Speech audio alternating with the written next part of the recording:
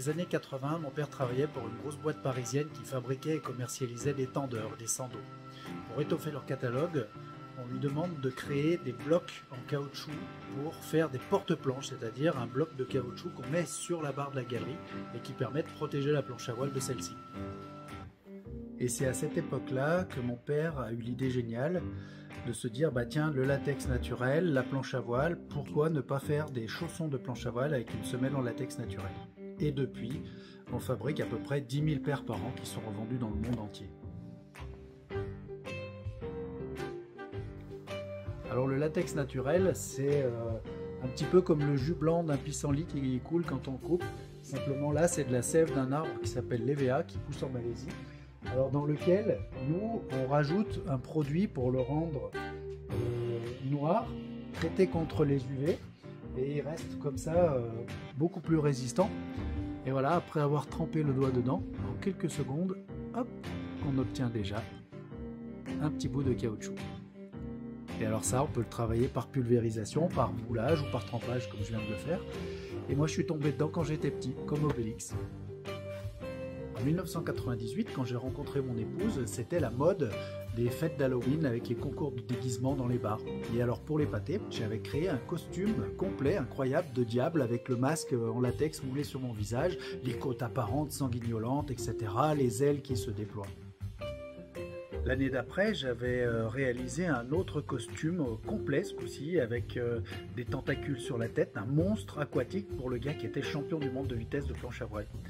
Et puis j'ai fait des sculptures en argile, de caricatures un peu dans l'esprit des Guignols de l'info à l'époque sur Canal+, avec des moules en plâtre et tout ça. Alors le problème, c'est que le latex, quand on le retire du moule en plâtre, eh ben, il abîme le moule en plâtre, il n'est pas assez solide.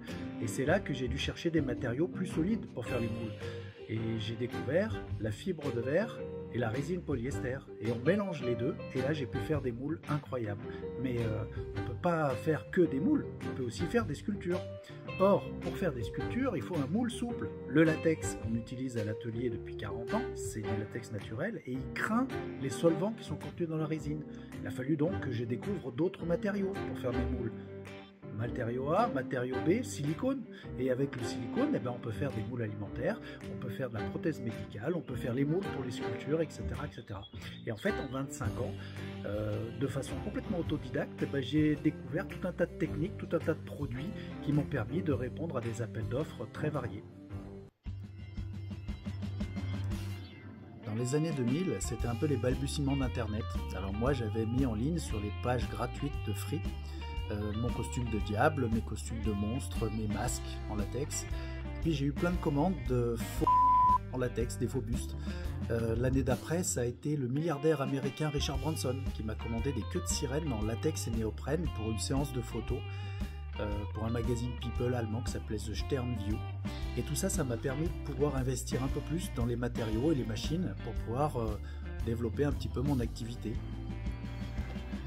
Ensuite, ça a été une tête de requin géante en résine pour l'entrée de Ciné Aqua, le plus grand aquarium de requins en France, qui était à Paris au Trocadéro.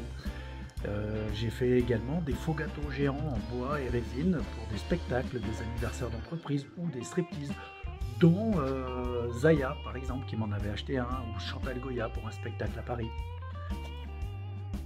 Avec le silicone alimentaire, j'ai travaillé pour les plus grands chefs pâtissiers du monde. J'ai fait des moules pour Pierre Hermé, qui était meilleur pâtissier du monde, ou Christophe Michalak, champion du monde de pâtisserie en 2005, pour Vincent Vallée, meilleur pâtissier chocolatier en 2015.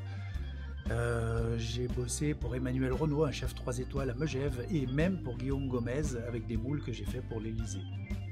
Un jour, les laboratoires Allergan me contactent pour savoir si j'étais capable de faire un dispositif médical de façon à apprendre aux chirurgiens comment injecter un médicament dans l'œil. Et j'avais conçu tout un système de faux œils en silicone, plusieurs densités, avec un petit piston en résine qui était poussé à l'arrière du crâne par une vis sans fin. Donc j'avais vendu ça au laboratoire Allergan, puis il y a eu le laboratoire Bayer qui m'a contacté quelques années plus tard pour un petit peu le même genre de process. Et puis j'ai travaillé aussi pour le CHU de Brest, pour de la recherche médicale. En 2008, j'ai gagné un prix au Festival de Cannes, les Lions de bronze, pour une série de moulages sur des mains, des pieds, des coudes, des genoux en résine. J'ai fait tout un tas de décors de toutes sortes pour, par exemple, une libellule préhistorique géante pour un parc animalier en Normandie, ou Vulcania, parc Astérix, un grand requin de 6 mètres de long pour Marineland Antibes avec des tortues géantes, et même tout un tas de décors pour Disneyland à Paris. J'ai réalisé des tas de têtes et de décors en résine pour une chaîne de restaurants burger qui s'appelait Bread Butcher. Alors que ce soit à Marineland Antibes, Disneyland, ou même quand vous mangez une glace dans des moules en silicone en forme de rose que j'avais fait pour Amorino, il y a des grandes chances que vous ayez déjà croisé mon travail sans savoir que c'était moi qui étais derrière. Il y a une dizaine d'années environ, un week-end pluvieux, mon épouse me dit viens, on va se balader à Lyon, il y a un salon d'art contemporain, on va pas rester planté devant la téloche. Et alors là, j'ai eu une révélation. Je travaillais déjà pour pas mal d'artistes dans l'ombre, mais quand j'ai découvert les salons d'art contemporain, je me suis dit, mais peut-être que moi aussi j'aurai une place ici, sur un petit stand. Et c'est là que tout a commencé. Je pouvais enfin laisser libre cours à mon imagination et créer mes propres œuvres d'art. Alors qu'est-ce que j'ai créé? Eh bien ça, tu le sauras dans Secret d'atelier numéro 3. En attendant, prends soin de toi.